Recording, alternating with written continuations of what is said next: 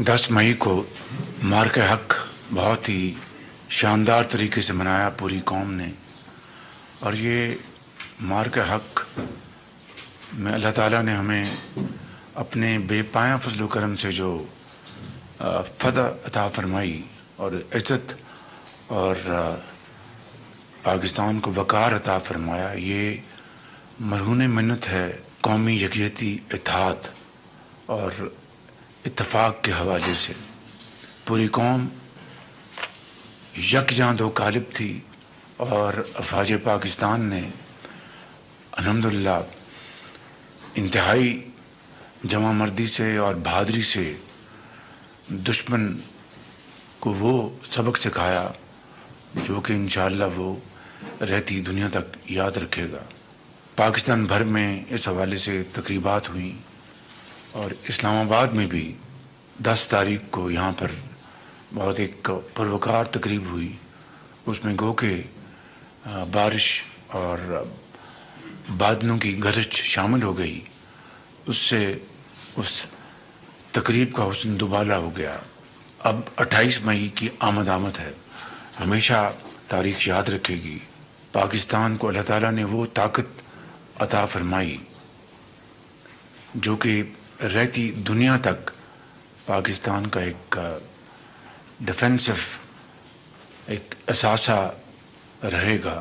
ہماری ہمیشہ یہ سوچ رہی، ہمارا یہ ایک قومی یہ ہمارا بیانیہ ہے کہ یہ اثاثہ ہمارے ڈیفنس کے لیے ہے، اوفینس کے لیے نہیں ہے۔ اور یہی وجہ ہے کہ دنیا پاکستان کو آج ایک رسپانسبل نیوکلیئر پاور کے طور پر جانتی ہے۔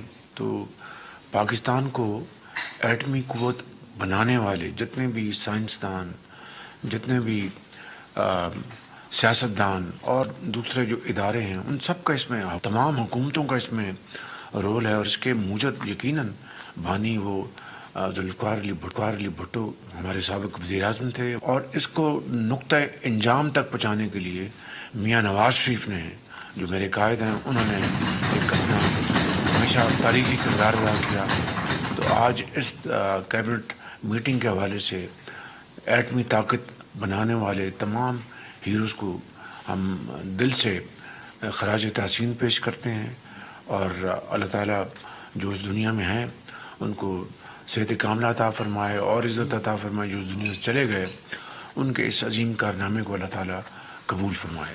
جس طرح پاکستان کو اللہ تعالیٰ نے ایک نیوکلیئر طاقت عطا فرمائی، اسی حوالے سے اسی محنت اور اسی کمٹمنٹ کے ساتھ ہمیں پاکستان کو ایک اکنامک طاقت بنانا ہے، جس کے لیے پچھلے 2 سالوں میں آپ سب نے مل کر ایک ٹیم کے طور پر بے پناہ کاوشیں کی ہیں، اور اس کے آہستہ آہستہ نتائج بھی سامنے آئے ہیں۔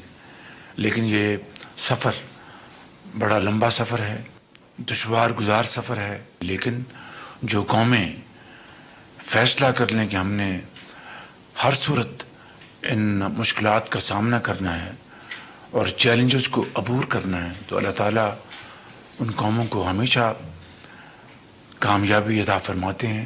حالیہ 1.5 مہینے میں جو خطے میں جو جنگ کے بادل منڈلاتے رہے، اس وقت الحمدللہ سیز فائر ہے، گو کہ وہ ٹیمپریری ہے، اس سے یقیناً ہماری معیشت کو نہیں بلکہ خطے میں دوسری جو اکانومیز ہیں ممالک کی، ان کو بھی بہت مشکلات کا سامنا کرنا پڑا۔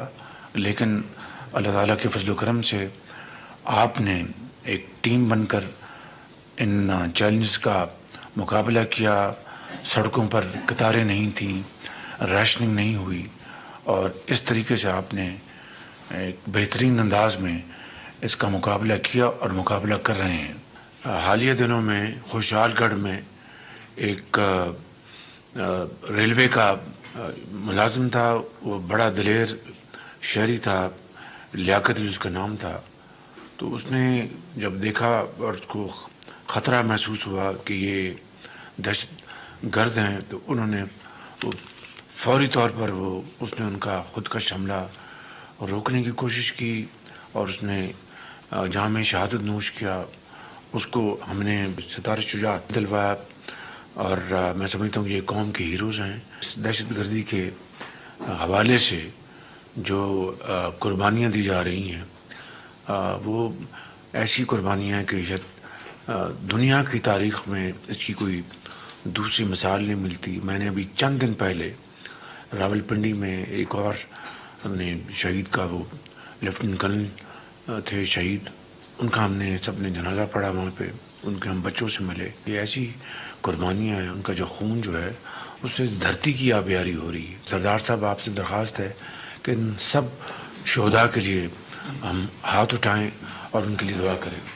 وزیر اعظم شہباز شریف کی جانب سے وفاقی کابینہ کے اجلاس سے اہم گفتگو کی جا رہی تھی. مارکہ حق سے متعلق گفتگو کی گئی، جو سیلیبریشن تھی اس سے متعلق بتایا گیا. اس کے علاوہ افواج پاکستان کو سراہا گیا اور کہا گیا کہ دشمن کو تاریخی سبق سکھایا ہے. اور خاص طور پر اگر بات کی جائے تو جو موجودہ حالیہ سسٹم ہے، جو نظام ہے، اس سے متعلق بھی گفتگو کی گئی ہے. قومی بیانیے کے حوالے سے کہا گیا کہ ایٹمی اثاثے جارحیت کے لیے نہیں ہیں، ملک کے دفاع کے لیے ہیں. وزیر اعظم شہباز شریف اہم گفتگو کر رہے تھے. کہا کہ دنیا پاکستان کو ایک ذمہ دار ایٹمی قوت کے طور پر دیکھ رہی ہے. ثالثی کا کردار پاکستان نے جس طرح سے اٹھایا ہے، عالمی فورم میں پاکستان کی پذیرائی ہو رہی ہے.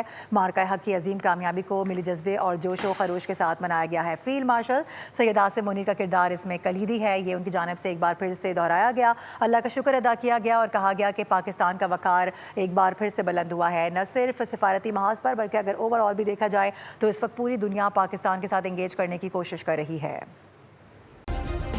سبسکرائب کریں اور بیل دبائیں تاکہ کوئی خبر رہ نہ جائے.